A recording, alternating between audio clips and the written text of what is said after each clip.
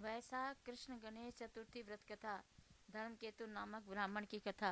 पार्वती जी ने कहा, वैशाख माह के कृष्ण पक्ष की जो संकटा नामक चतुर्थी कही गई है, उस दिन कौन से गणेश जी की किस तरीके से पूजा करनी चाहिए और किस प्रकार का भोजन ग्रहण करना चाहिए। गणपति जी ने उत्तर दिया, हे पार्वती जी, वैशाख माह में कृष्ण पक्ष की चतुर्थी को व्रत करना चाहिए। उस दिन वक्रतुंड नाम के गणपति जी की आराधना करके कमल गट्टे के हलवे का भोजन करना चाहिए। राजा युधिष्ठिर ने द्वापर युग में इस प्रश्न को पूछा था और जो कुछ भगवान कृष्ण ने कहा था उसको मैं बतलाता हूँ, आप ध्यान से सुने।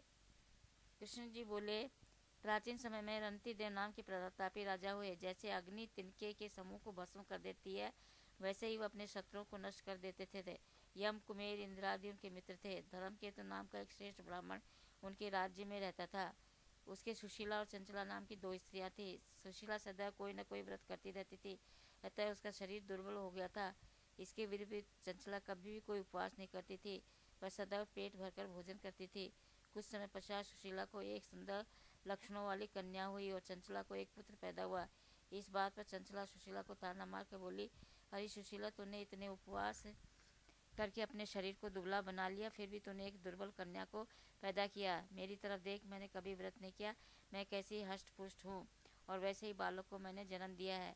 अपनी सौत का यह व्यंग सुशीला के हृदय को पीड़ा देने लगा। वह विधिवत गणेश जी की पूजा करने लगी। संकटनाशक गणेश चतुर्थी को जब सुशीला ने भक्तिभाव से व्रत किया, तब रात को वरदायक गणपति जी ने उसे दर्शन दिए और बोले, हे सुशीले, तेरी आराधना से हम बहुत प्रसन्न हैं। मैं तुम्हें वरदान देता हूँ कि तेरी कन्या के मुख से निरंतर मोती व मूंगा गिरते रहेंगे। इससे तू सदा खुश रहोगी। इसके अतिरिक्त तुम्हारे एक शास्त्र का जानने वाला पुत्र भी उत्पन्न होगा। ऐसा कहकर गणेश जी अदृष्ट हो गए। कुछ दिनों के पश्चात सुशीला को एक पुत्र हुआ। तदंतर धर्मकेतु का स्वर्गवास हो गया। उसकी मृत्यु के बाद चंचला सारा धन लेकर अन्य घर में रहने लगी। सुशीला पति गृह में रहती हुई अपने पुत्री का पालन करने लगी। उसकी कन्या के मुख से मोती तथा मूंगा गिरने के कारण सुशीला के पास थोड़े समय में काफी धन इकट्ठा हो गया। चंचला इस कारण उसे जलने लगी। एक दिन चंचला ने हत्या करने के इरादे से सुशीला की पुत्री को कुएं में गिरा दिया। उस कुएं में गणेश जी ने उसके जीवन की रक्षा की तथा वह बालिका राजी खुशी अपनी माता के वापस लौटाई। ऐसे देखकर चंचला का मन क्रोधित हो उठा। वह विचारने लगी कि ईश्वर जिसकी रक्षा करता है उसे कोई भी मार नहीं सकता। सुशीला अपनी पुत्री को पुनः प्राप्त कर अति प्रसन्न हुई। पुत्री को अपनी छाती से लगाकर वो कहने लगी, भगवान गणपति जी ने तुझे दोबारा जीवन दिया है। जिसका कोई नहीं होता उसका स्वामी गणेश जी हैं।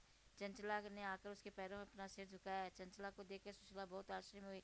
चंचला ने हाथ जोड़कर कहा, बहने सुशीले, मैं बहुत पापी ने नीच हूँ, आप दया करने वाली हैं। आपने दोनों कुलों का भला किया है, आप मेरी गलतियों को क्षमा करें। जिसके भगवान रक्षक है उसका कोई कुछ नहीं बिगाड़ सकता। जो मनुष्य साधुओं एवं अच्छे पुरुषों के दोषों को देखते हैं, वे अपने कर्म से स्वयं ही नाश को प्राप्त हो जाते हैं। तत्पश्चात चंचला ने भी उस कष्टनाशक तथा पुण्य को देने वाले संकटनाशक गणपति जी के व्रत को किया। गणपति जी की कृपा से उन दोनों में आपस में दोस्ती हो गई। जिस पर गणेश जी प्रसन्न होते हैं, उसके बैरी भी सखा बन जाते हैं। सुशीला के संकटनाशक गणेश चतुर्थी का व्रत किए जाने के फलस्वरूप उसकी सौत चंचला का मन पलट गया। श्री गणपति जी कहते हैं, हे देवी, मैंने पूर्व काल की सारी बात बता दी है। इस संसार में इससे सुंदर आपत्तियों को दूर करने वाला कोई अन्य व्रत नहीं है। श्री कृष्ण जी कहते हैं कि हे धर्मराज, आप भी ढंगपूर्वक गणपति जी का व्रत करें। इसके करने से आपके शत्रुओं पर विजय प्राप्त होगी तथा अष्ट सिद्धियां व नवनिधियां आपकी सेवा में रहेंगी और कुछ समय पश्चात ही आप अपना राज्य प्राप्त कर लेंगे।